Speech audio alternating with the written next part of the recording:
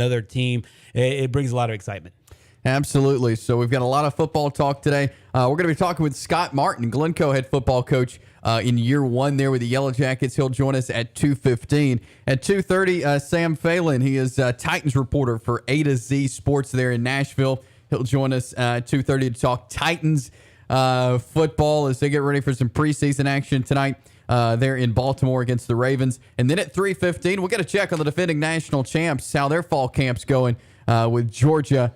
Beat writer with DogNation.com, Connor Riley will join us at 3:15. So a lot of great guests to get to. You can be a part of the show, 256-413-1029. But I want to start with some Braves talk.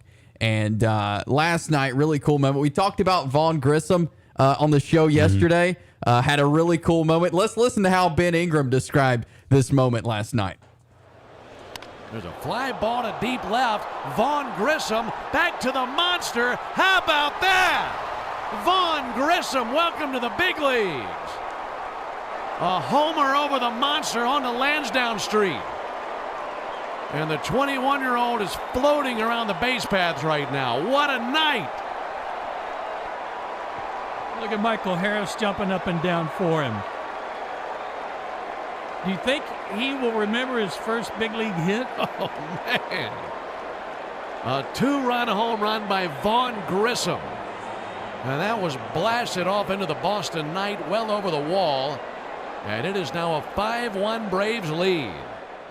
So Vaughn Grissom last night, he comes up in his first major league at bat. He has been in Double-A. Yeah. Comes to, gets called up to the Braves, steps up to the plate, hits it over the monster, out of the park, bat flip and all. It's the spine chilling, it's the hair raising stuff that you think about. I mean, we've all thought about that moment as we were kids and, playing baseball or football or basketball, whatever sport it was, but whatever it was that you loved and it was in season. And I know you're kind of like me, you played everything when you were younger. Yeah. And it's that kind of moment. You walk up and you're in one of the most historic parks ever. And Ben talked about it last night or yesterday afternoon with us. He almost weirdly teed it up, just talking about how incredible it is for him as a broadcaster announcing a game there. And I had felt it like just, listening to him talk about it. Could you imagine that being your very first game and that's what you do? It's just an incredible, incredible thing. It is. And just a shot out of the park. Very impressive from a guy that we didn't know a lot about coming in. Right. We know he was one of the top prospects for the Braves. There was a reason he was the guy that was called up. So there was some trust in him, and he was promoted from Rome to Mississippi earlier in the summer and has been there in Double-A. But, he's a guy that, if it continues down this path, he's got a bright future. 100%. And we obviously know a lot of the guys that they get from the college ranks because we see them in college. Kyle Wright's a perfect example of that, where he goes 3 years of college. Even though he's older when he gets to the big leagues, he's seasoned, and he's played, and especially Kyle Wright's situation, he played in Omaha, he played in the SEC tournament. So we got a chance to see him as he grew. A lot of times with the high school guys, what happens is that you hear about them as they come up through the high school ranks, and then they disappear for a little while as they play in minor league ball. And unless you live in one of those towns or you just keep up with them day to day, you don't necessarily hear about them, especially in the last few years, because minor league baseball has been so impacted by the coronavirus, so you don't get a chance to really see how much they're developing down in the minor leagues. But the Brave scouts obviously knew it. They said, hey, this guy's ready. And he came up to the plate and on both figuratively and literally and came through with a huge, huge moment. But it just lets you know just how sharp you have to be as a scout in order to see that prospect. And then here at 21 years old, 3 years removed from high school, be able to deliver that moment. Yeah, truly incredible. First, or was the youngest player in since 1900 in the modern era of Major League Baseball to hit a home run and to steal a base in his Major League Baseball debut. I'm curious, though, where he's going to fit in. The reason he is on this team is because Ozzie Albies got hurt. Right. Because Orlando Arcia also got hurt. So they called him up in that position. Ozzie Albies is probably going to be back pretty soon. What are you going to do with a player like this? Because you saw what he came through for you. Evidently, he can hit the ball pretty well. What do you do with a player like this? Yeah, it's almost an embarrassment of riches for the Atlanta Braves, having so many talented guys. I think you kind of have to play as of right now.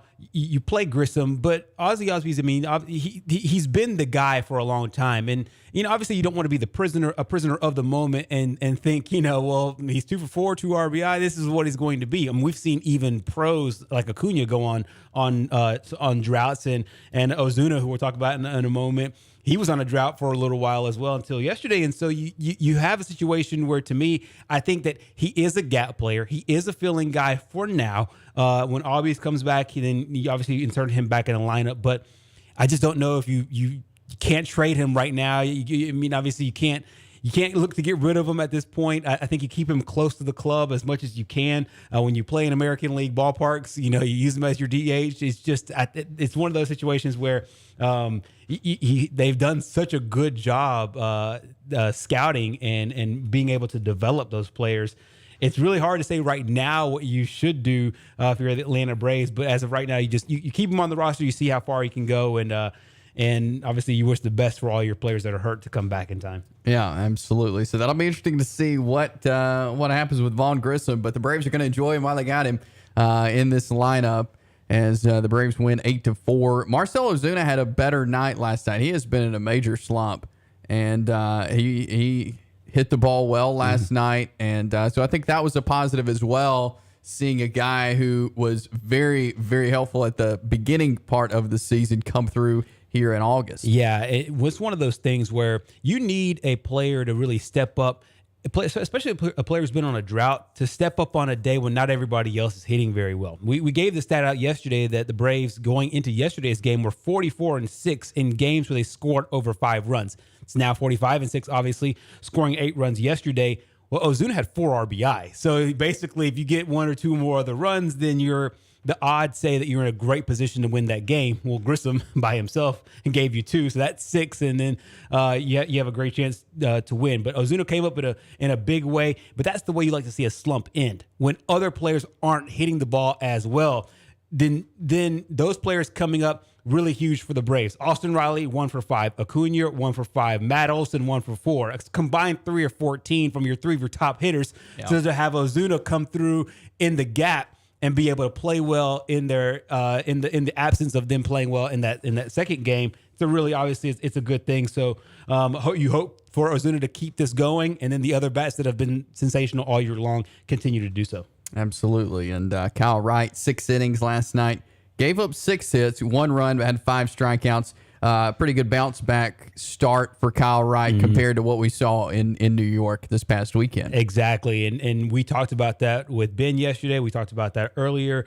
How can these guys bounce back? As a team, they bounced back with the win in game 1. Individually, Kyle Wright has bounced back on the mound, and then Ozuna has bounced back on the plate. And if you're a Braves fan and you're thinking about their future, get this: Kyle Wright 26, Spencer Strider 23, Austin Riley 25, Acuna 24, Matt Harris 21, Grissom 21. You mentioned Albies before. Kyle Wright obviously doing a great job on the mound. The Braves have a really good young core, and they're all producing, and they all came through in some way, form, or fashion these last 2 games. Absolutely. Braves off today. They'll be back in action this weekend beginning tomorrow. 4 games with the Miami Marlins. Very important baseball as they make the road trip today down to Miami. So we'll have Braves baseball back on the air for you coming up tomorrow. But a great win, great couple of wins there at Fenway Park in Boston the last couple of days. We will take a break here, come back, talk some high school football. Scott Martin, head football coach of the Glencoe Yellow Jackets, will join us as his squad gets ready for the high school football season here very soon. So we'll take a break. Scott Martin joins us on the other side. Being an Army Ranger is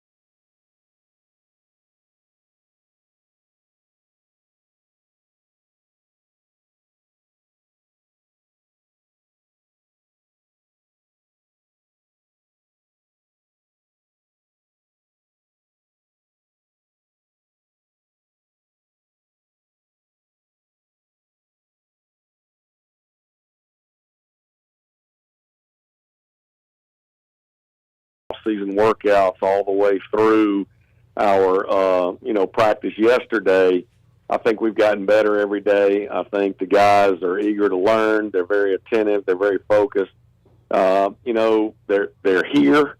I mean, I'm not having attendance problems. I mean, the 42 guys we got dressed out, show up to practice every day, and they're getting better and better. And I think the thing that's exciting about that is, I mean, when you haven't had success, there's every excuse in the world why not to be here or why not to come or whatever. And when it starts getting hard, it's easy to walk away because, nothing's been proved yet. But I'm excited that these young men are really eager to learn and eager to get better. Coach Gerhard here. One of the things that we have talked about in the past, and I've been able to kind of see close hand of your ability to turn a program around. You mentioned earlier about how, you haven't had any attendance issues and whatnot. What goes into, in your opinion, being able to quote unquote revive a program? Right before you got to Ohatchee, they were, 2 wins and 1 wins and 3 wins. And then, quickly, not automatically year one, but you've been able to build that program. What are some of the things that you have done in the past and maybe some things that you're doing here at this program to increase that success? I mean, Ohatchee, our first year, I went there and I wasn't sure what we could do. And I wasn't sure, how our program, how we all fit together. And then, when I came back, after we visited Fife and got better offensively and found something that fit the type of kids that we have and fit our program for the things that we could control, which to me is attitude. You can control the strength, conditioning program. You can control the physicality of your players, again, leading with your strength and conditioning program. And I think that we were able to come in year 2 at Ohatchee and do that. And we went from 1 win to 4 wins and very possibly could have won 6 or 7 games that year. We lost a few right at the buzzer. And then the next year, obviously, we went 12-2 and the rest is history. But I think the thing coming into Glencoe is I think we've early on been able to identify the things that we need improvement in. And also the offense that I had at Ohatchee, it fits really well here at Glencoe. And while it's not the most flashy of things, I always tell people our job is to get them ready to have the best high school football season they can have. Not I'm doing everything to get you to college, because the reality of it is we can talk about getting kids to college to play college football, but less than, 1.6% get to go. Right. So we're not looking at a huge number, and maybe it's 2%, but whatever it is, 98% of these kids aren't getting to play at the next level. And I would be doing an injustice if all I kept harping on was getting to the next level. What I need to make sure is that we can be the best high school football program at the high school that they're at and what fits them the best. And I think we've been able to identify that, and I'm looking forward to putting it into action. We're talking with Scott Martin. He is the head football coach of the Glencoe Yellow Jackets. Just in your time on campus there at Glencoe since the beginning of June through summer workouts and now through practice, who are some guys you've kind of identified as leaders and you expect to kind of step up and lead the team on the field this year? Well, our senior group, we have 11 of them, and they've done an outstanding job in the off season. And, we're led with offensive linemen across the front with let's see, I'm trying to look at all these guys because all of them have some type of deal. But Taylor Westcott's done a great job leading on the offensive line. Josh Kennedy, Garrett Gaskin, Nolan Fairley is our quarterback. Judge Daugherty's come back out and is helping us at center. I mean, Caleb Chapman is doing a great job at left tackle. Gavin Bray's our kicker. I mean, Christian Prater's our F-back. I mean, Bennett McClintock's playing outside backer. I mean, all of these guys are getting a chance. Baylor Langdale's our free safety. I mean, all of these guys, our seniors are being counted on heavily. I mean, that's, I gave you 10 or 11 of them already, and that's what we've got, but all of them are being counted on heavily. And to be able to have that type of leadership among your upperclassmen and have that many playing for you, it's one thing to come into a program and, you've got 11 seniors, but hey, let's be real, 3 or 4 of them are players. 3 or 4 of them can play. But in our case, I mean, I feel comfortable about putting these 10 or 11 guys on the field. And then, you've got Jordan Haney at nose guard who is really a good player, He's shed about 40 pounds since last year, and he's under 300 pounds and moves so much better. And a lot of that I attribute to his work in the off season in the summer running, because at first I would have thought he'd have been a 1 or 2 play guy, and then he's off the field. But I think he's going to be a full series guy defensively, and that's going to mean a lot for us, because in the middle he's going to hold it down. And then Austin Mann's playing running back and outside backer for us. Again, Matt Williams is playing some for us on defense at the end. Again, this is a group now of 5 or 6 or 7 juniors that are taking hold. So when I look at our roster, we've got 42. We've got 19 upperclassmen, and we're identifying 20 to 22 guys that we think can really help us win. And, there's 15, 16, 17 of those guys are those in those top 2 grades. So we'll have some senior and junior leadership. So I feel real comfortable about those guys. For sure. Coach Scott Martin with the Glencoe Yellow Jackets with us. All right, Coach, one of the things that I keep talking about with everybody who wants to talk high school football is regions. And everybody says, in my opinion, they ask me, what's the toughest region? I've always said that there's 2, and it's head above everybody else. It's the 7A region in Birmingham, and then it's that 3A region 5. Well, that's been busted up a little bit, but you obviously know this region because you played right in the heart of it, right in the teeth of it. Now that it's broken up just a little bit, there's still some familiarity. What are some of your takes about what you're going to see here in these next few weeks as you dip into region play? Well, I know the 4 teams that came in were all playoff teams in their respective classes. When you brought in Geraldine and Plainview, Sylvania, those guys all made the playoffs last year. Westbrook made the playoffs last year in AA. So all of a sudden, 4 teams came in that made the playoffs. 2 teams exited that made the playoffs in Saxon Welborn. And you bring those 4 playoff teams in. Obviously, that region is arguably as tough as it was when those 2 teams left, and maybe considered more tougher because you brought in 4 playoff teams. Yeah, it's always been a tough region. And looking at your non-region, Coach, you start off at Weaver. You've got Holly Pond there in the middle, and then in the season with West End.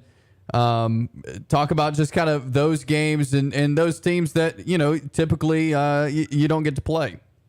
Well, we don't. And, we're going to play Pisgah next week. I know it wasn't on the schedule, but we've picked up a jamboree game at Pisgah against Luke Pruitt's done a great job turning that program around, and they were a playoff team last year at 7-4. And, they've got most of those guys back. They expect to be a really fine AA football team this year. So we're going to get a little litmus test before we go over to Weaver. So that's going to be important to us next Friday night. And then, traditionally, Weaver and Glencoe have played, for a long, long time. We were in the region with them. I know that one of the things is neither team has been, at their best in the last few years. But, last year we took a pretty good thumping here at Glencoe from those Bearcats. So, it's going to be everything we want when we go over there. And then I don't know a lot about Holly Pond. I know that, they've been, I think 3-7, somewhere around that last year, if I'm not mistaken. I could be off a win or 2 either way. But, going over and playing those guys, I like having that road trip. Or it's not a road trip this year, but I like the ability to play people that we don't normally play in the area region. And then, West End has been a traditional opponent of Glencoe for a while now. So I think there's some familiarity, but I do like to travel with these guys a little bit just to be able to get them used to making those trips and having to get off the bus and play football at different places. Absolutely. Well, we're looking forward to keeping up with some Glencoe Yellow Jacket football this season. Coach Scott Martin, really appreciate you taking time with us, and we'll talk to you again soon. Thank you. Have a great day. Bye-bye. Thank you. Coach Scott Martin, one of the finest here in Northeast Alabama. We got to get to a break because we're going to talk some Tennessee Titans football on the other side. Sam Phelan will join us next here on WKXX Live.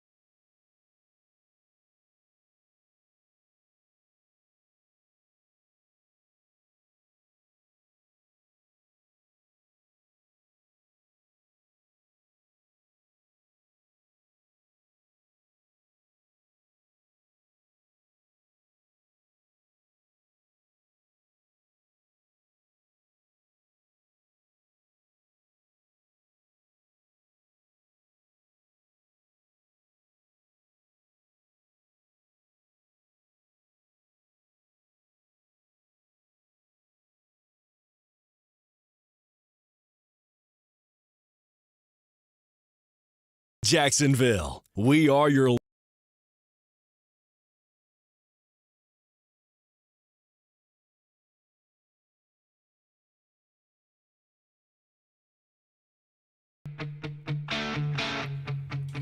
We are back here, WKXX live on a Thursday. Chase Robinson, Gerhard Mathangani along with you this afternoon. And we're going to talk a little Tennessee Titans now as the Titans get ready for some preseason football. We welcome on Sam Phelan from A to Z Sports there, Titans reporter there in Nashville. Sam, really appreciate your time this afternoon.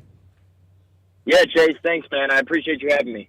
Sure thing, and getting ready for preseason game tonight, Titans versus the Ravens. How's training camp been going for the Titans? What's been some things that have stood out to you? You know, honestly, it's been a mild training camp in terms of the weather, but it has been really exciting in terms of the stuff on the field. You know, coming back into the building, trying to bounce back from the tough playoff loss last year. But a good energy among the group from what I can tell. And I think the consensus from everybody in the building is how excited we all are to watch the Titans rookie class get to work. Some really good things out of basically everybody in the draft class that they could all make immediate impacts. So I'd say that's a pretty positive takeaway out of camp thus far. Yeah, Sam, I wanted to touch on actually one of those rookies in quarterback Malik Willis. He obviously dropped a little bit as far as where he was projected to go and then where he ended up going. What are some of the things that you have seen from him and parts of the offense with some of the newer players that have entered the fold? Yeah, well, Malik is a bit of a project. You know, I think that's not that much of a surprise to the Titans or Titans fans.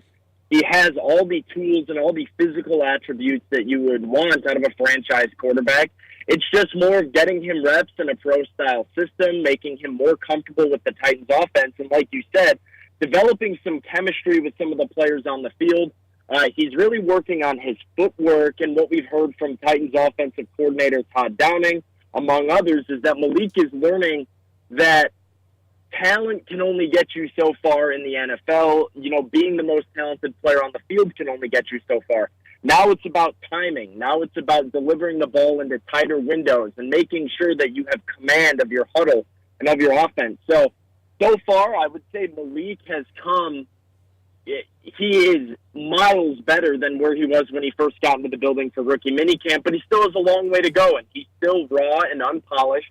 But I am looking forward to see him take the field tonight and finally see him in game action, because while some of his game might not look the best or the prettiest in some drills, there is that level to his skill and his athleticism that could just take over a game on the field.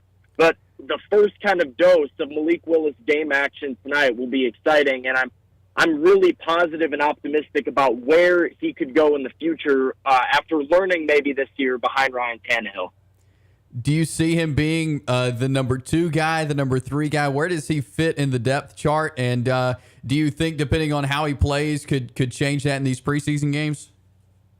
Right now, I think he's the number 3. I think the Titans really value Logan Woodside, and the fact that he's been in the building for so long, he's somebody who knows the offense, he knows the system, he knows what they're trying to do, where if Ryan were to go down in a game situation, Logan's probably the most ready quarterback to step in and lead that offensive group right now. So I think Malik stays on as the third quarterback, works with the practice squad some, and you can't put him on the practice squad because you don't want him to have to go through the waivers period. But I do think he's the third option. That said, like you said, good play in the preseason, good play in practice, that level of development, if he can show he's taken the steps to be ready to take the field in any other scenario, I do think he can climb that depth chart and get to that second spot. I just think right now Mike Vrabel and the Titans really value people who are familiar and comfortable with the system, and I think that's a trend that they've kind of established over all their position groups. The guys who have been there for a year or two and know where to go, know how the Titans want to do things, they're afforded more opportunity early on. And I think that's the case with Logan Woodside right now. For sure. The Titans obviously playing in the AFC, and it's so much deeper to me, and I think to most people who watch the NFL, then the NFC, and then it got even harder this year with the addition of Russell Wilson out west, and you also have Patrick Mahomes, and then the new look Raiders with their new head coach. Jacksonville expected to be better this year. You obviously had the Bengals with Joe Burrow and Lamar, and the Ravens going to be back. Josh Allen, who knows what the Patriots. This team last year was able to pick up that number 1 seed, as you mentioned a little bit earlier. Do they feel as much of a sense of confidence going into this year, knowing how tough this conference is?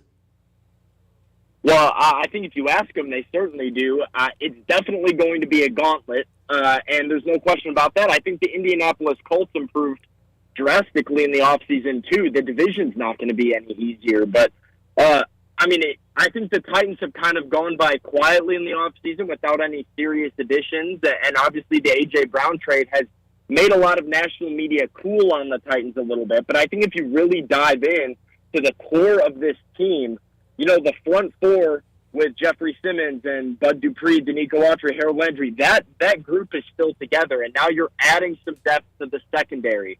You're getting Derrick Henry hopefully healthy for a full season, where you could see the Titans running it back as one of the top teams in the AFC. But there's no question, like you said, the AFC is a gauntlet, and it is the superior conference. There are 10 to 11 playoff caliber teams on paper where you're kind of going to be shocked at the end of the year looking up and saying, how the heck did this talented of a roster not make the playoffs? But that's just the reality of the situation. So for the Titans, it's going to be winning those division games and really getting ahead of the AFC South early on, because that might be their best chance at getting in. We're talking with Sam Phelan, A to Z Sports. He covers the Tennessee Titans. We're here in the state of Alabama. A lot of Auburn fans in the state. Roger McCreary being drafted from Auburn to the Titans. How has Roger McCreary looked in training camp? Well, Auburn fans know I don't have to tell them about Roger McCreary's physicality and his mentality. He's been one of the rookies that I mentioned at the start who have really stepped up in training camp. He was not given the most opportunity from the get-go, but with Elijah Molden going down with a little bit of an ankle injury, Roger's been getting a lot of first-team opportunities, and he has certainly made the most of them. There's a lot of talk about his size or his arm length, different things like that. I don't think this matters with McCreary at all. Like I said, Auburn fans have seen it in game action, but he's a guy who can match up with a tight end. He can match up on either side of the ball. He's versatile. He's physical. He's not afraid to get dirty. And so far, I think the Titans defense has really taken note of the success story that has been McCreary in training camp so far. On the first unofficial depth chart, he was actually listed as potentially the cornerback 2 on the roster, right with Caleb Barley at the top of the depth chart. So Roger's done a great job of coming in and taking advantage of opportunity, and I expect him to be on the field and contributing from week 1. And that speaks to, the mindset and the mentality that he's brought into camp. For sure. And I also wanted to stick with another quote-unquote local guy, Derrick Henry, a guy obviously that played his football at Alabama, obviously a few years removed. What did you make of his health, his status? Obviously, the storyline last year was him getting injured and the team essentially just going straight through the season and being able to still pick up the number 1 seed. Where do you gauge his health and what the Titans are trying to do to help him out in the running game? I am confident that he's healthy. Derrick went through a rigorous offseason trying to get himself back to 100% health, and he's done so successfully so far. He has a chip on his shoulder, too, of wanting to prove to people, like, hey, I am healthy. I'm still the best running back in the league, and I think he's going to come out and show it. So far, I think the Titans are really emphasizing trying to limit the tread on his tires a little bit. He's not active for a lot of live team reps and stuff, just trying to limit the amount of kind of wear and tear on Derrick's legs here. But no questioning for me that he'll be ready. He's the best in the industry for a reason. And I do think he's got a little bit of a mentality of having to reprove himself to the NFL world here, that people might have forgotten how good Derrick Henry really is. But health is not a huge concern for me at this point. And I wouldn't be too concerned either if he starts slow to the season. That's something that he's done in the past. But I definitely think he will get going and prove to be back to the old Derrick Henry. The Titans against the Ravens tonight, first preseason game. I know a lot of the starters will not be there and not be in the game. But, Sam, who are some guys Titans fans should keep an eye on tonight? I know you mentioned Malik Willis earlier, but who are some guys that Titans fans can keep an eye on tonight? Well, the rookies, obviously. One guy that's not a rookie that might feel like a rookie to a lot of Titans fans is Caleb Barley, who I think the preseason is really important for. Caleb Barley has played less than 100 snaps of football in the last 1,000 days of his life in live games, dating back to his sophomore year of college at Virginia Tech. He opted out in the 2020 season. He played in just really 2.5 games last year before tearing his ACL and going down for the year. So this is a guy that the Titans picked in the first round that they are relying on to be a major part of their secondary, who really hasn't played very much football. And you don't really know what you have in him yet. He's a big question mark of this defense, where if there's anybody that you're going to watch in the preseason and see how they're coming along, both from a health aspect and just a physical performance aspect, Caleb Barley is somebody who's far up on that list for me because his impact and the way he comes along could go a long way to the Titans defense. On the other side of the ball, I think rookies Traylon Burks, Kyle Phillips, Chigakonkwo, those are three rookies that I think all will have an impact on the offense this year. Malik Willis might matter down the line, but I think this year those are the three names that you'll see working into the Titans offense, and somebody has to replace the production of A.J. Brown on that team. So those are the names to watch. I think seeing them in game action, right, you can only speculate so long as training camp goes on. And finally, in Baltimore tonight, we have a game to talk about and seeing how these kids look. For sure. Sam, I have kind of a more of a lighthearted question. I didn't know this until I read it on y'all's website, A to Z Sports Nashville, that the Baltimore Ravens actually had the longest winning streak in the NFL preseason. They've won 20 games in a row. If at the very end of the game there's a chance to win it, do you think Coach Vrabel, knowing his competitive background, goes out there and tries to win at the end of the streak?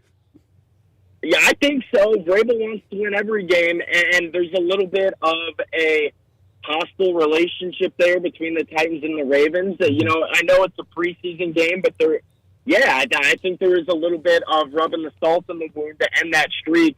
That's something that John Harbaugh cares an awful lot about for whatever reason. He prides himself on the Ravens win streak in the preseason games.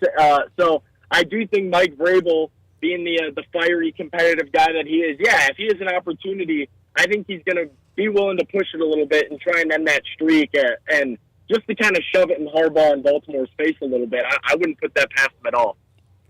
Sam Phelan, we're getting ready for some Titans-Ravens preseason action tonight. Sam, with A to Z Sports.com, Tennessee Titans reporter there. Sam, really appreciate you hopping on with us and enjoy some Titans football tonight.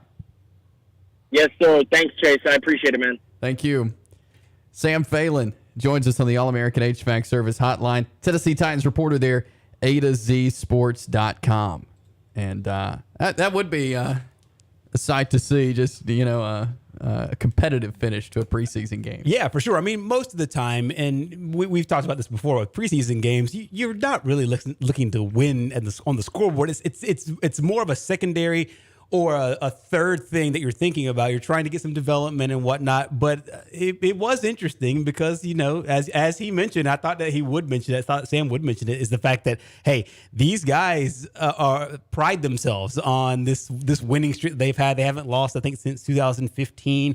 But they've won no Super Bowls since then as well. So it's an interesting little dichotomy there. But I know Coach Vrabel, obviously we talked about earlier, I'm a huge Patriots fan. And so I know Vrabel from a player standpoint. I know him from a competitive standpoint. And if he can try to get one in, won't be a bit surprised to see if Malik Willis, goes to the air late in the game to see if he can score a touchdown or just something like that. But it gives you a reason to watch to the end of the game, and most people probably wouldn't. Yeah, I'm going to check out some Titans-Ravens tonight for sure in some preseason football. I want to talk some high school football coming up next. as jamborees begin on the high school level tonight. So we'll give you a check on what all is going on in the Jamboree Fund. All that is ahead. It is Jason Gerhard here with you on this Thursday afternoon on WKXX Live. The Sand Mountain Amphitheater in Albertville gives you the concert party of the summer.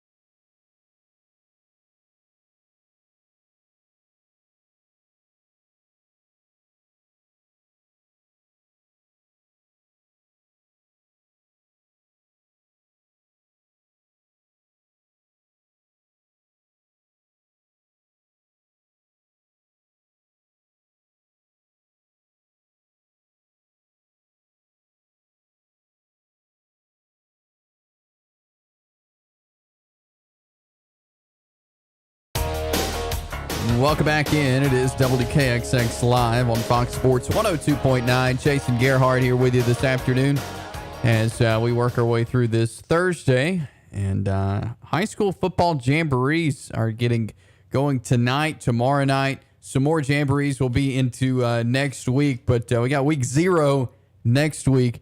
And as games will start counting for some teams. We talked to Glencoe head coach Scott Martin earlier on in the show Always good to talk with him, but he and we alluded to it before he came on, and he talked about it as well. I mean, this is a Glencoe program that has not had a ton of success, and I think this is as good a coach as any to come in and kind of totally transform that into a winning team. They've got a tough schedule, tough region, but I think Glencoe could be much better this year. Oh, 100%. I think he's the perfect coach for a situation like this, a program that has a lot of pride. This is not a losing program overall. This is a program that knows how to win. They've just fallen on hard times here as of late. And we talked obviously about Coach Lee Osment, what he was able to do with the program, knocking on the door of a state championship, and several players, becoming all-state players, deep runs in the playoffs. To me, Coach Osment and Coach Martin are almost fashioned out of the same kind of mold, being able to take a program that's a little bit down on hard times and build them up. But you have to do it brick by brick. It just doesn't pop all at once. And that's, to me, the sign of such a great coach. And he is that. And I think I'm ready to see kind of the marked improvement with the Glencoe team. Now, he mentioned the region is just as hard, and you can make an argument it probably got a little tougher. So I don't think the measurement will be necessarily wins and losses in year one. It's how the team plays. It's how they compete. It's how much they're able to take the lessons that they've learned from him and make those games where they're probably losing by 4 or 5, 6 touchdowns, maybe, 1 or 2 touchdown losses, or win those games outright. And when you start to see that tide going, when you start to see that program turning and the community that goes behind it when they do win, and even when they lose, I'm not saying that they're just fair weather fans there, that you'll start to see that improvement, and then the energy in the program, in the facility. And I'm really ready to watch them as one of many teams that have interesting storylines going into 2022. Absolutely, and let's see what they could do there in Class 3A Region 6. But want to give you a couple of Jamboree games that are happening tonight. You got Chattooga at Fort Payne tonight, as well as Douglas at Galesville tonight in Jamborees, and more tomorrow night. It's Asheville at Boaz. We talked with the Shea Monroe Asheville head coach yesterday. You got Tryon, Georgia at Cherokee County, Oxford at James Clemens tomorrow night. Ohatchee, Etowah, and Ranburne all are playing at Spring Garden. They'll do some halves there. Vincent at West End tomorrow. And the Albertville Aggies make the trip over to Oak Mountain, and you will be able to hear that game on our sister station, Power 107.5. Barry Galloway and John Gladden will be on the call there. They'll make the trip over to Oak Mountain for Albertville's Jamboree tomorrow night. Again, you can listen to that one on Power 107.5. And then, as Coach Martin told us, Glencoe at Pisgah next week in a Jamboree. And Fife is actually making a trip to Piedmont next Friday night for a Jamboree. That should be a pretty good one. 2 defending state champs. Oh, absolutely. And one of the things that I've really loved about Jamborees is when these coaches are able to get together and put these games together, whether it's something that has been on paper for a long time or something like Coach Martin just talked about. Hey, they were able to put it together late and get both their teams some work. Glencoe and Pisgah, 2 teams looking to take that next step. So you have interesting matchups all around. So even if you're just a casual fan, let's say you're a fan of some other team that wasn't mentioned here in the list, if you're just a casual fan, there's plenty of games, plenty of things that for you to go to and be able to support a local community. Obviously highlighted by Fife and Piedmont. That could be the champion in Class 3A and the champion in Class 2A in the next 15, 16 weeks or so. So yeah, it to me, it's really interesting. It's really fun. And we're kind of right here, right in the middle of it. And to me, this is all practice for everyone. Practice for the teams, practice for the officials, even practice for the bands and whatnot. And so it's kind of the calm right before the storm before we hit it deep next week. Yeah, and kind of like the NFL preseason, your starters aren't going to play the whole time. Right. You'll get the younger guys in these games too, but especially now that spring football is kind of fading away in high school football. And I know some coaches are all for it going away. Some want to keep spring football, but a lot of it is shifting to the fall now. And so for a lot of teams, this is the first time they're really going to see their team in a game situation. That's right. I really like what the AHSAA did with that rule. They're allowing coaches to have the choice. Now, if you have a team that you have a lot of football players, they don't play a lot of spring sports, or if you have a really young team and you really want to see, how they can progress. If you have so many different battles at positions, then you could play a spring. If not, then you don't play a spring, and then you get to open up your fall camp a week early, late January or late July going into August. And so to me, it offers a lot of flexibility where coaches can decide, hey, this team needs a spring. These two teams don't. This team does. And I really like that. And I'm kind of in the boat where personally, if I was a coach, I probably wouldn't do a spring. I would want all my guys to play other sports. That way they're harnessing skills that you can't get in football, whether it's in track, whether it's in baseball, any other sport that plays in the spring, even golf and tennis and some of the individual sports. I believe that there's concentration things that you can pick up, agility things that you can pick up playing other sports. So if I'm a coach, I would really like my guys to perform in other sports and then come back and we get an early fall camp and then get it rolling. Yeah, absolutely. And that's what a lot of teams are going to now. So Jamboree is getting going tonight and tomorrow, some next week. But week 0 begins next Thursday night, and we'll officially have football in high school. And beginning this coming Monday night, August the 15th, our Monday night quarterback show begins. Greg Watkins and myself will be previewing the 2022 high school football season. That is Monday nights at 6 o'clock. Every Monday night through high school football season, we'll have the Monday night quarterback show. So looking forward to that. We'll take a break here, come back. Hour number 2 on the other side. Stick around. WKXX 1.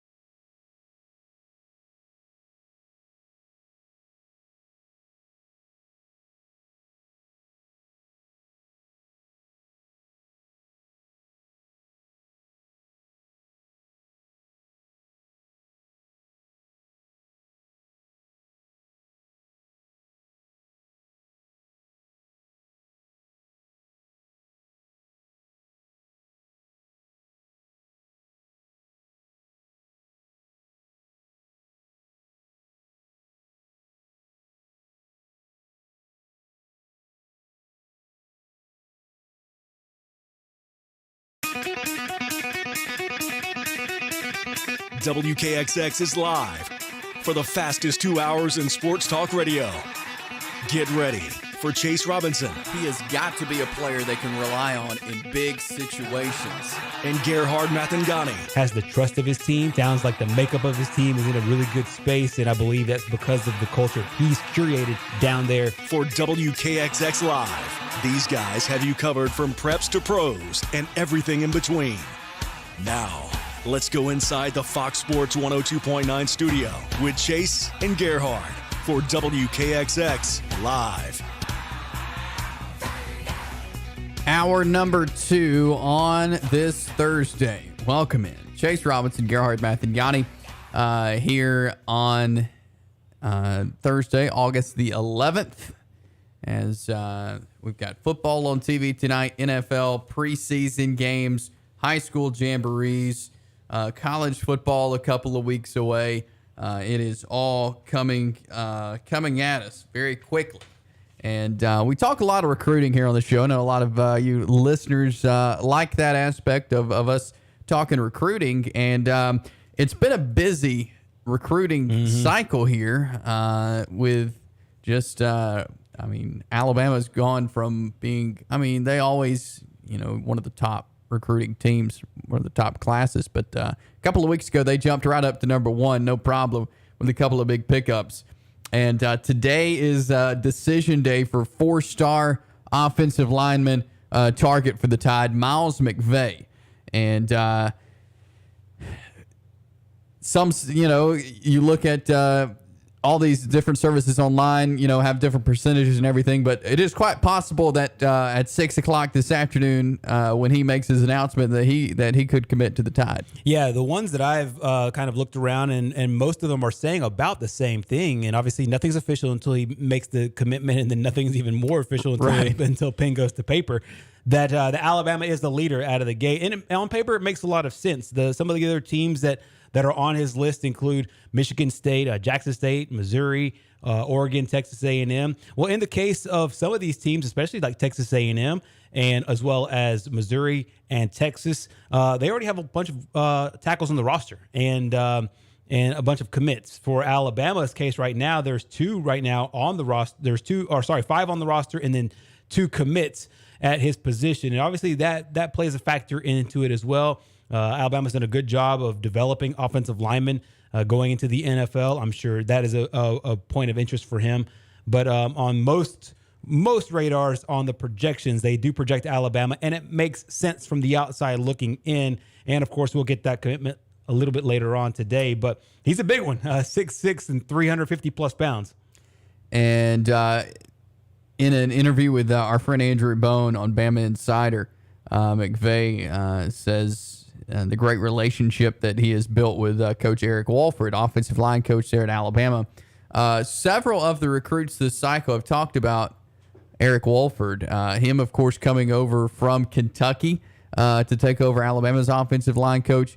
Sounds like a great recruiter, because all these articles I read from these guys, they talk about kind of his involvement in the recruiting process and how much him being at Alabama has helped bring them to Alabama. For sure. And Nick Saban is one of the guys that he's all about recruiting, and almost everything that his program is about recruiting and being able to attract the best talent. And that also includes recruiting good coaches who can also recruit. And it's a second layer to it all. And this coach obviously seems to have a really good job of being able to be able to say, hey, look, this is the program for you, but also this is the program where you can develop. And obviously they have the track record with doing so. And so it looks like, obviously, there's still things to do, but it looks like it might have worked. And Bone is usually right on a lot of things, and we'll trust him on this one as well. Auburn also has a guy tomorrow that they've been targeting, and that is Jacorius Hart. He is a cornerback. And again, tomorrow at 5 p.m., he'll be making his decision. His 4 finalists are Auburn, UCF, Mississippi State, and Vanderbilt. So that'd be a pickup. He's a 3-star guy, in-state guy from Lochapoka. That'd be a good pickup for Auburn and just to get some more numbers on this class for Auburn. Yeah, just to get the recruiting numbers up, I think is really good for the Tigers. As of the last check on most recruiting services, they sit anywhere in the 40s and 50s as far as the number of overall the ranking, and a number of overall commitments. Still looking to crack into the double digits, but for Auburn, I think as of right now, the key is to continue to build momentum. I think Auburn's momentum will be built in season. A lot of the guys that will watch and see what Auburn's done, and then players that are going to the actual sites, going to Auburn to go see what the campus looks like, what they're doing with their facilities, how it looks with Coach Harsin. I think a lot of what Auburn's recruiting will look like will have to pick up as the season comes along, and if Auburn's able to generate a lot of momentum. 5 home games to start the season for Auburn, I think that's not only huge for the Auburn football program, but it's also huge in recruiting to be able to get 5 contests where you can get those players in-house and see if they are willing to commit to the Auburn brand. Absolutely. And so we'll see Jacorius Hart, his commitment there at Lochapoka High School tomorrow afternoon at 5. Fall camp update. Our friend Justin Ferguson with the Auburn Observer, auburnobserver.com. We have him on quite often during the football season, but his observations from practice, from what he's saying, the first team defense is pretty set. This is what it's looked like the past few days, and so he's expecting these to kind of be the ones. Derek Hall, Iku Leota at edge, defensive tackles Colby Wooden and Marcus Harris, linebackers Owen Popo, Cam Riley, cornerbacks Nehemiah Pritchett, Jalen Simpson. You got Donovan Kaufman, Zion Puckett, and Caden Bridges, all who've been kind of the core of first-team guys there on Auburn's defense. Yeah, and it looks like as of right now, and we knew this going in, that Auburn's defense would have the leadership, and I think that as of right now, that leadership is really transpiring to who on the field is really producing, and it looks like they have a lot of their guys. Now, of course, there's some, a few practices that will determine the overall final 11 that will hit the field when Auburn opens up its season in a few weeks. But to me, I think that this is a situation where you're starting to see leadership emerge, and I think Auburn, especially at the beginning of the season, will have to be led by their defense, especially early on, until they're able to make a solidified, bona fide decision. Hey, this is our quarterback. Obviously, they know Tank Bigsby is going to head up the running game with Jarquez Hunter, and then the receivers are still. There's a deep group of receivers, but I think they're trying to find the 4 or 5 that they'll rely on for the majority of the season. Still tinker with the offensive line, be able to get those 5 solidified. The tight end position looks pretty safe as well with John Samuel Schechner. So you have an offense that I think is still piecing itself together, which means the defense will have to be relied upon. You already have the leadership there in place. We knew Owen Popo, Kobe Wooden would be guys that are strong guys, veteran guys that are coming back. And then it looks like everybody else has done a good job over these first couple weeks of practices and in the scrimmages to help set themselves up on the depth chart. And I think at this point, I mean, you still have several weeks before game number 1. The fact that your defense is much more put together than your offense is not bad. Right. And for Auburn to have a strong defense, I think is going to be key for them this season. So if this leadership can come through, if they can right now work well together and get comfortable, I think that's really going to help Auburn. Yeah, I think the old adage has always been that the defense early in practice is always going to be ahead of the offense, especially I think an Auburn situation when you are in a 5-man battle at starting quarterback, which really I think for most eyes is really a 3-man battle between Zach Calzada, Robbie Ashford, and TJ Finley. So as the offense continues to tinker, I think it is the defense that needs to step up, and it looks like they've done exactly that. So as we watch Auburn get closer and closer to the season, I believe that they feel comfortable enough with the defense that, hey, we don't have to just run our basic set packages. We are good enough to introduce, whether it's unique schemes, whether it's unique looks as far as in their secondary. It looks like they're doing a good job as of right now to be able to do so, and the players are implementing themselves there in the 2 deep and really clarifying the situation on defense much more so than they are on offense. Absolutely, and so that is just a update from the Auburn fall camp. down on the plains. We're going to get a check of what's going on over in Athens, Georgia's fall camp. Coming up on the other side of the break, Connor Riley with DogNation.com, part of the Atlanta Journal-Constitution. He will join us, and we'll talk about the defending national champs, what's going on as they get ready for Oregon to start the season. We'll remind you that WKXX Live is brought to you in part by Frank's Roofing.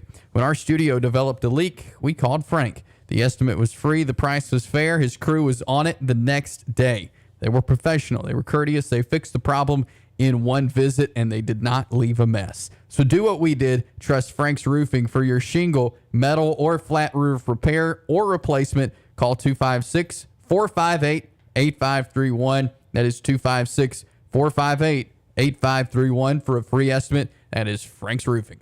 Connor Riley of DogNation.com joins us next. being an Army Ranger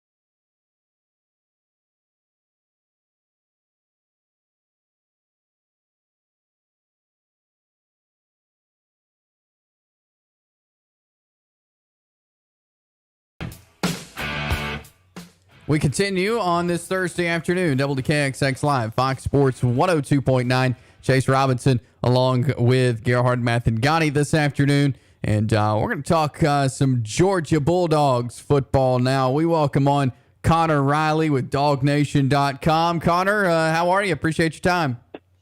Yeah, doing good. Thanks for having me on, guys. Absolutely. And we are in the middle of fall camp here for college football. As you've been watching and keeping up with the Georgia Bulldogs, the reigning national champs, how's training camp been going for the Dogs? Yeah, it's been good. It's been hot. They put on pads for the first time, full pads on Tuesday. They got a big scrimmage, their first of the fall, coming up on Saturday. So far, no serious injuries to report. And, with camp so often, it is avoiding bad news. And I think so far Georgia has done a pretty good job of that as they continue to work their way into getting ready for the Oregon opener. Connor, you did a great job writing a piece on DogNation.com about the offense carrying the defense, quote unquote, going into this year. Obviously, covering Alabama on this side of the line, a lot of the champions start to get nitpicked, I guess, during the offseason, going into a run for a repeat national championship. What are some of your takeaways of what they're saying down there about how they're handling both their offense and their defense and how they'll play against one another, trying to play complementary football? Yeah, I think Georgia's in a really weird spot where, Alabama, I think, is such an overwhelming title favorite this year. This team has flown a little bit under the radar in terms of how much they bring back. Yes, you lose 15 players to the draft, but almost all the key players from their offense a season ago are back this year. You bring back Brock Bowers. Stetson Bennett is back as your starting quarterback. You bring back your two starting offensive tackles from that national title game, or rather the finishing offensive tackles from that national title game. You feel really good about what you have there on offense. Defensively, yes, you can't replace the experience that Nakobe Dean, Jordan Davis, even a guy like Darian Kendrick had out there at the cornerback position. But Georgia's recruited so well on the defensive side of the ball, they've still got some dudes. And so when they get to the point, I think later on in the season, the month of October, the month of November, December, where you have the SEC championship game, there aren't going to be those same level of questions about what this defense looks like. It's hard to see them being historic for a second straight year, but I'd still venture to guess by the end of the year we're treating this Georgia defense as a top 5 unit in the country. Very interesting there. Is Connor Riley, DogNation.com, joining us. How has Stetson Bennett been looking in training camp so far? Yeah, he's rocking a new haircut. It's the first offseason where he has been the unquestioned starter. He's always been a confident player. I think you kind of have to when you've gone through what you go through there. But I would definitely say that he is more outwardly showing that confidence. And I think this Georgia team, we got a chance to talk to Todd Monken today. They really like what they have with Stetson as the quarterback. He's making the strides they want to have at the leadership position. And with the weapons that he has around him, Brock Bowers is back. You have two other really talented tight ends, Darnell Washington and Rick Gilbert. Kenny McIntosh is going to be a very useful player for Georgia this year. A.D. Mitchell is entering his second season in the program, and I would note noticeably bigger and stronger than he did a season ago as a freshman. So, I think with Stetson, while, yes, everyone recognizes the story and all that he has gone through to get to this point, there's still some meat on the bone for him to get better, and I think he has the pieces around him to do that this season and even improve off of what we saw from him last season. For sure. Obviously, Kirby Smart was Nick Saban's assistant for a very long time, so he basically rode shotgun as Nick Saban tried to preach against the complacency, and he always talked about that. That the natural mindset of the human being is to not get complacent. Are you seeing or hearing some of the same rhetoric from Kirby this year, or is there enough outside motivation because of everybody that has been lost to the draft and other things that there doesn't have to be that talk about not being complacent because that internal motivation is already there? How do you see that playing out as repeat talk, quote unquote, gets put out there if it is over in Athens?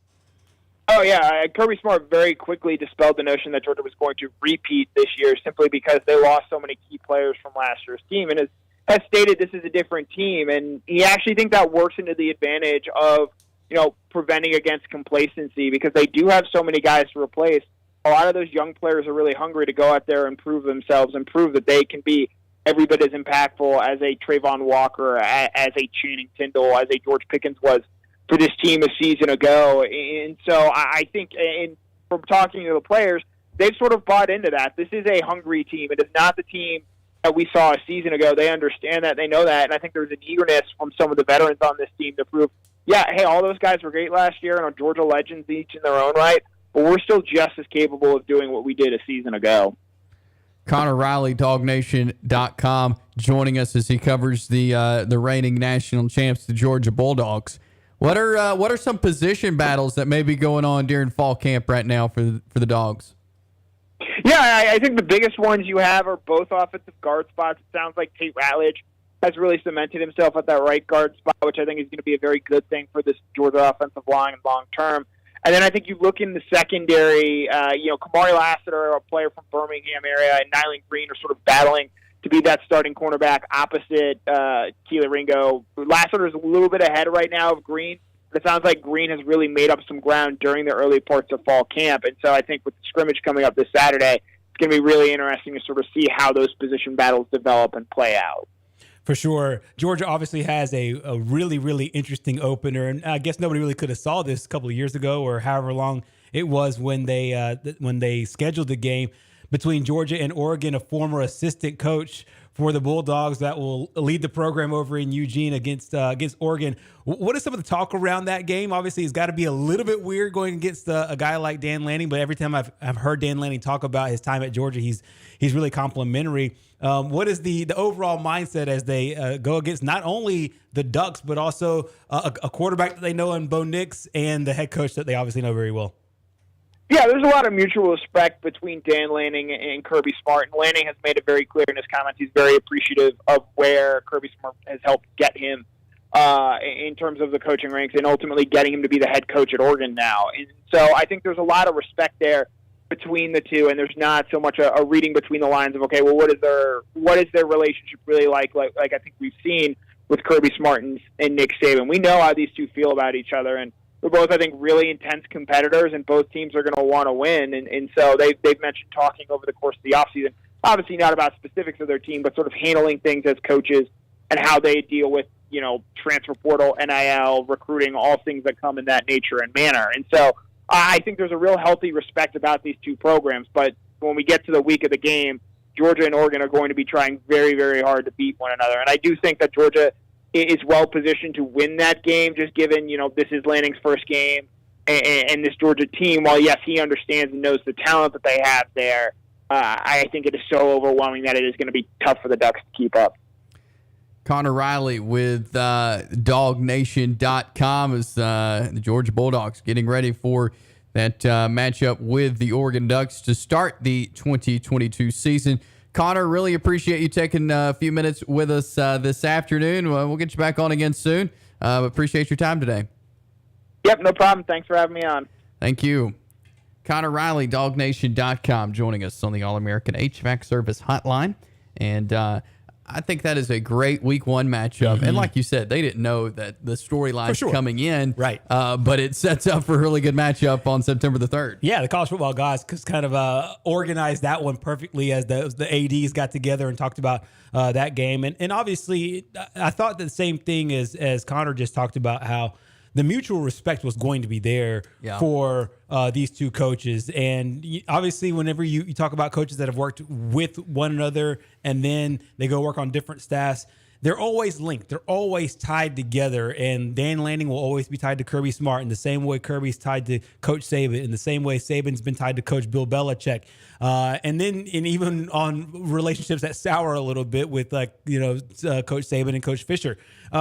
I think there's always going to be those connection points. And so, yes, it sets up for a really, really fun opening weekend. And there's a lot of good games on the slate, but that to me is one of the better ones, more interesting ones, because you have a quarterback in Bo that has played Georgia. You have Dan Lanning, who spent time at Georgia as well. And obviously you have the defending champions trying to make another run back at it. But Connor makes a great point that this team is not the same team as last year, and they're super, super hungry. And obviously, I don't think complacency is going to be a thing, because most people are kind of a little bit down on Georgia this year. Yeah, absolutely. So Georgia, Oregon to start the season off. And we'll see what Georgia can put together. Going to be a great football team, we know. But keep up with all things Georgia there at dognation.com. Appreciate Connor Riley for joining us on the All-American HVAC Service Hotline. Want to get back into a little NFL talk on the other side. We'll talk a little Patriots. Hear from Mac Jones, what he has to say, and look ahead to what you could see with the Patriots tonight. So stick around as we continue here on WKXX Live. The Sand Mountain Amphitheater in Albertville gives you the concert party of the summer.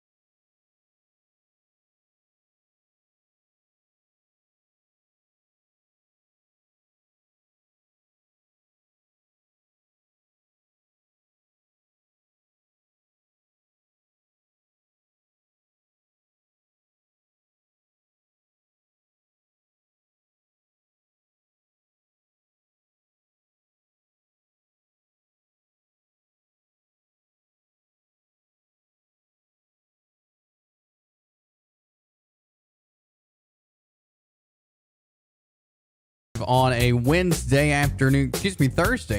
We work our way through this week. Chase and Gerhard, we're here with you on Fox Sports 102.9. As we got NFL preseason coming up tonight. Couple of games. We talked about the Titans-Ravens earlier, and the New England Patriots will be in action a little bit later. We talked about these guys earlier in the week.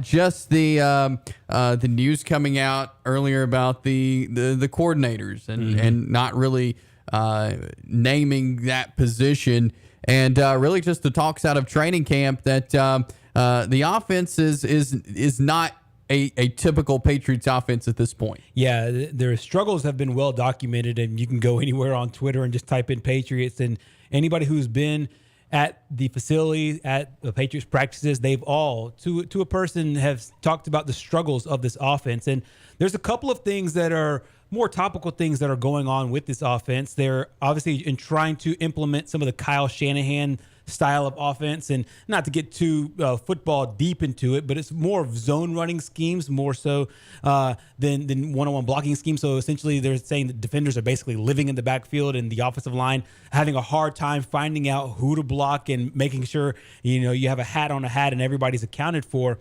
And so the offensive line struggles are there. And then the fact that, as you mentioned, the Patriots have not announced this coach is our head coach, our coach of the offense, the offensive coordinator, the play caller. They're doing it essentially by committee, and some of those committee people are guys that have defensive backgrounds like Matt Patricia, as well as special teams backgrounds like Joe Judge. Now, these guys have been around football for a long time, but they haven't coached the offensive side. So, of course, it's going to be a little bit of Chicken Little in Boston with everything, with all their sports teams, not just the Patriots, with the Celtics, the Red Sox, the Bruins, all their teams. If they sense that there's going to be something bad, obviously it's the world falling to them.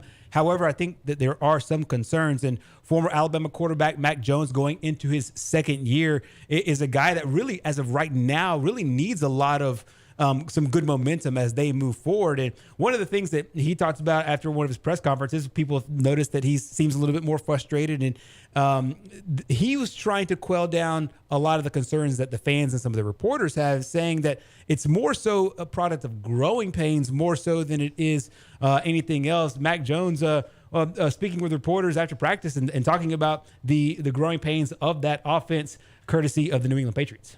I think we're close on a lot of things, so it's just that 2% that we need to fix. But I think we're going to figure it out, and that takes time and patience, and I think we're making a lot of progress, so it's good. Patience been tested? It seems at times you've been a little frustrated out there. Yeah, I mean, I care a lot about the guys around me, and when I don't produce or we don't produce together, sometimes it's a little frustrating for whatever reason. It takes 11 people, and, if one guy doesn't do his job, me included, then the play doesn't work. So trying to get 11 people to do it right and do it right more consistently. I think it all goes back to the games and how you respond in the game. So in practice is practice. I always try to be perfect in practice, but when I get to the game, I know what I can do. I'm confident in myself and the people around me. But during practice, I'm always going to make it harder than the game. So when we go out there, it's easy and we feel like we know what we're doing. There's another element to that, though, Chase, because today is their first preseason game. And according to most of the reports, Mac Jones and most of the starters will not be in the preseason game, playing preseason game number 1 of 3. So you heard Mac Jones there. They're saying that the game will be kind of the, truer test. Yeah. But he's not playing in preseason game 1. And I understand coaches don't want to see all their starters out there, right. Don't want to see their main guys out right. there, risk of injury, whatever. But if your offense is having issues and they need time together on the field, there's no better time. Practice is not going to do that. It's a game situation. Hopefully we'll see these guys in maybe other preseason games, but I would like to see them, and I would think you would see them tonight, but we're not. Yeah, I think if the offense was a consistent, maybe a carbon copy of last year, that's one thing. But the fact that they're embracing a whole new offense, a whole new scheme, and apparently that's not working well in the running game. Now, we'll say in the passing game, it looks like Mac Jones has done really well in the passing game, and they're not as worried about that. But the running game specifically, and there's another former Alabama player in that backfield, and Damian Harris, and he will be, for the most part, their main ball carrier. So it is interesting. And of course, it's like with Coach Saban, a guy that's got, 6 Super Bowl rings on his finger as the head coach and 2 more as a defensive coordinator for the New York Giants. He's not a guy that I'll question. However, it does seem like a point of concern here for the team. And we'll see. Of course, Mac Jones is one of the more mature quarterbacks. I think that he's able to handle it. We saw that at Alabama. We saw that in high school. We saw it at Alabama. We saw it in his rookie year in the NFL last year. But we'll see how it all shapes out, though, because it looks like there are 11 practices in. Today is their first preseason game. We'll see if they play more in preseason game number 2. But if you're a Patriots fan, you're probably sitting on a little bit more nerves than you were about 3 weeks ago as you look at this offense.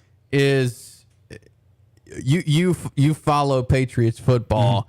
Mm-hmm. Is Mac Jones the guy for them? I mean, does he fit what they're trying to do? Oh yeah, for sure he does. He certainly does. He fits what they were trying to do with the Josh McDaniels scheme, in which there's from people that I've talked to and listened to, the schemes aren't really all that different. There's some terminology changes, but the biggest thing it changes is the attack in the running game. It's more zone blocking, as I talked about earlier.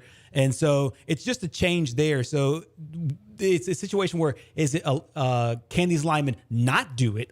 Or is it just the growing pains of switching over from one style of offense to another? Now, I'm not a football coach, and so I'm not going to pretend to know every single set of the components of a zone scheme as compared to a different scheme or any other running scheme that they've run in the past. So, I'm not going to, be a pretend, offensive coordinator or a tape cruncher. However, there are some that have gone to practice that have kind of realized what they're doing. So I think today's preseason game will be really interesting to see what they do implement, what they do have on board, and whether it's the starters or it's not the starters, to see what it looks like as they move forward. Yeah, and so we'll be watching Patriots Giants tonight as well, and see if we can figure anything out about the Patriots and what's to come there for Bill Belichick and company.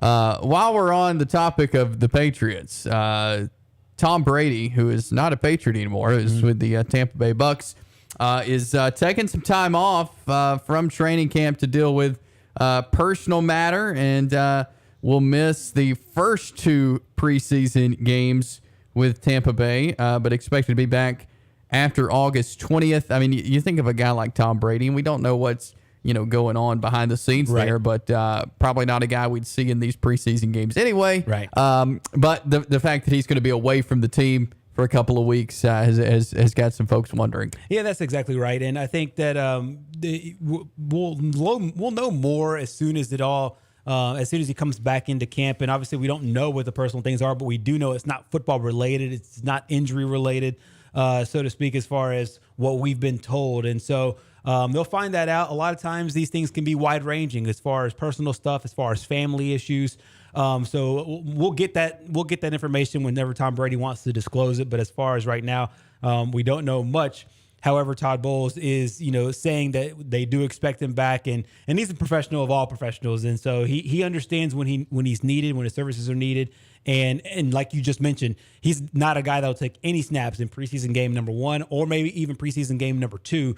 Maybe in the third preseason game, get about a half in to see if he's still on the same page with all of his receivers and whatnot. But the Buccaneers, obviously last year, they were in a situation where they had a chance to play for a championship. They got down big in the NFC Championship game against the eventual Super Bowl champion, the LA Rams. And so this is a team that we know is hungry. A lot of players with Alabama ties are on that football team. A former Oxford Yellow Jacket star and KJ Britt, and also 2 defensive backs that played at Auburn, Jamel Dean and Carlton Davis. So there's a lot to look forward to with this Bucs team. But as of right now, Brady will not be with the team. But in the big picture, I think they'll be fine.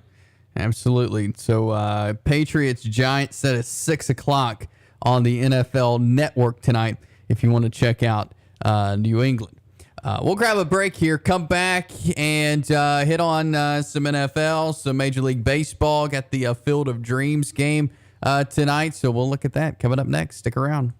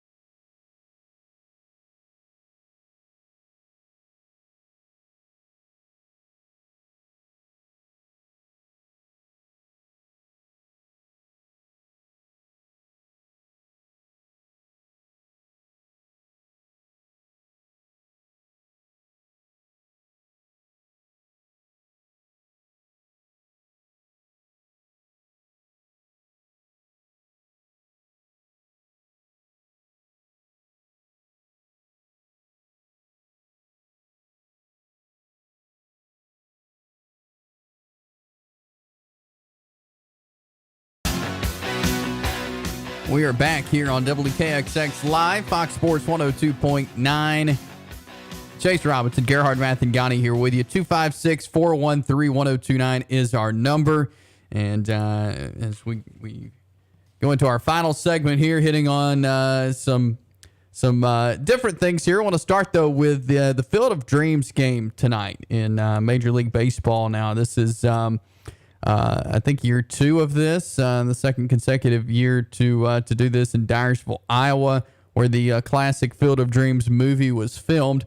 The Cubs and the Reds will face off in tonight's game, 6:15 there on Fox, and pretty cool thing they do here, and your Cubbies get to play in it tonight. That's exactly right, and this might not be the matchup that your normal baseball fan wants. These are not two teams that are having a great season right now. Two iconic brands in the name of baseball with the Chicago Cubs and the Cincinnati Reds, but two teams that are struggling right now. Cubs going into this game 45-65, and the Reds are 44-66. So they're equally as bad, so to speak, as far as not having a great season this year. But it's going to be two iconic brands, and I know most Atlanta Braves fans will not agree with my next statement. But last year, the Field of Dreams game was the best baseball game that was played. Yeah. They did such a phenomenal job with it, and obviously the game was fantastic between the Yankees and the White Sox. Most Braves fans will obviously say the last game of the World Series was the best game of the year, but if you're just taking an individual regular season game, it was spectacular. Good job for Major League Baseball doing it again, going back to Dyersville, Iowa, where, as you mentioned, that the movie was shot. They did a great job with Kevin Costner and bringing him back, and they got the Fox crew got such great scenics of the crowd. The game starts in the daytime, it ends at night, so you have two completely different views of the game, and it just, to me, it was spectacular the way the game was played last year. I think that everything from a scenic perspective this year will be the exact same. Just the two teams on the field might not be the two teams that most baseball fans would want to see. Right. Capacity in the stadium is 8,000 seats. Right. And the cheapest tickets available right now are around $700 for resale. Mm-hmm. And so, I mean, that's just a cool experience, of getting to be there for that game. Oh, for sure. And the way that they did it last year with the players, the introduction of the players where they were all coming out of the field, it to me, they blended elements of the movie that really touched you, that made you fall in love with baseball all over again, with the real life baseball players that are doing it. And so obviously that movie was one of the ones that I think a lot of baseball fans really love because the movie was done right. There's all these iconic sports movies, but the movies that are done right, and I think Field of Dreams was one of those movies. And I know a lot of the younger generation maybe hasn't seen it or don't know that much about it, and it's a chance for one generation to show the other generation about the Kevin Costner movie and the way it was played. And fans will need to enjoy this one because of construction, they won't do it, possibly won't do it next year. They haven't ruled it out completely, but there's a chance that game won't be played next year because of construction, then maybe pick it up from there on out. But to me, baseball hit a home run with it last year. The game was also great, too. Yeah. A former Alabama star, a former Alabama high school star was the hero there in Tim Anderson. So, yeah, it was great last year, and I'm expecting another great game tonight.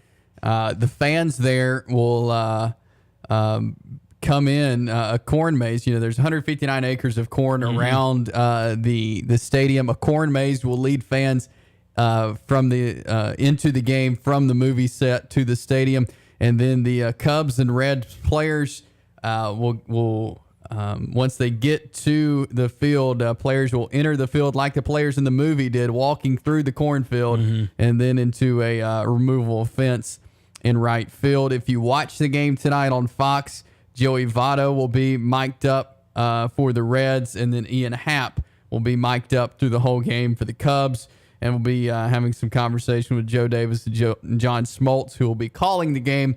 So pretty cool thing they do there as well. Oh yeah, and I really don't know who at Major League Baseball came up with this idea, but it's a phenomenal game, and it's a phenomenal scenic. And I think last year they did everything right with it. And obviously this year it's the second time around, so they might try to add some different wrinkles in. But last year was sensational, and I think it was such a good idea as we talked about earlier, just throwing in with that iconic movie in there as well. I think Major League Baseball will want to do maybe maybe like what they do in the NFL with a flex schedule and be able to flex that game. And just in case we don't really like the matchup that we do have, try to change it to something different. But you'll see a lot of cool things like the logos will be in the maze. So the aerial view, the drone view shots, you'll see both teams' logos in the corn maze there. Just really just cool things around the game.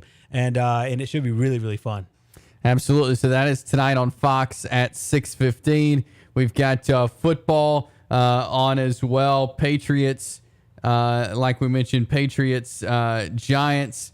That is tonight, 6 o'clock on the NFL Network. We've got Titans, Ravens tonight at 6:30, I believe, is the time of that one there. So lots of football going on tonight as well.